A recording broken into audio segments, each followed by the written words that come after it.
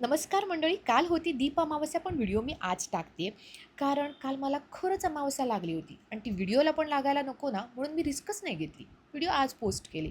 बरं, काल ना मी खरंच खूप शहाण्याबाईसारखं काम केलं आहे माहिती आहे का?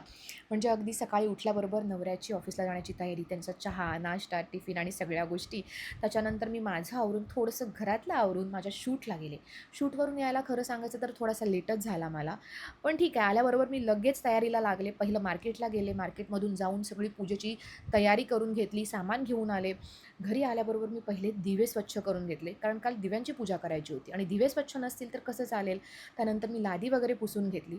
बरं, काल घरात कोणी मोठं माणूस नव्हतं, म्हणजे माझे सासू सासरेही नव्हते आणि माझ्या माहेरचंही कोणी नव्हतं. त्याच्यामुळे मला पूजा अशी कर तशी कर असं सांगणारं कोणीच नव्हतं. 2 दिवसापूर्वी मला त्या दोघांनी पण सांगितलं होतं, म्हणजे माझ्या सासू सासऱ्यांनी आणि माझ्या मम्मीने आणि वहिनीने. त्या गोष्टी आठवून मी सगळी तयारी करत होते. त्यामुळे त्याच्यामध्ये काही चुका झाल्यात, त्या मला समजल्यात, पण तरी पण तुम्ही मला सांगितल्यात तरी चालतील. कमेंट करून सांगा किंवा मेसेजेसमध्ये सांगा, मला चालेल. खवसटल्यासारखं सांगू नका. मला वाईट वाटतं ना म्हणून. बरं, मी प्रसादासाठी ना शिरा बनवला होता, पण थोडासा तो करपला होता गडबडीमध्ये. पण माझ्या देवाने तो गोड मानून घेतलाय आणि नवरदेवाने सुद्धा बरं का.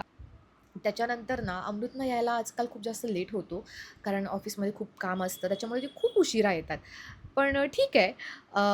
त्यांच्यासाठी सुद्धा सरप्राईज होतं आणि पूजा संपता ना अमृत आले. त्यांना बघून मला खूप जास्त खुशी झाली, कारण पूजा संपली नव्हती. संपताच ते आले होते आणि थोडासा रुसवा-फुगवा होता आमच्या दोघांमध्ये.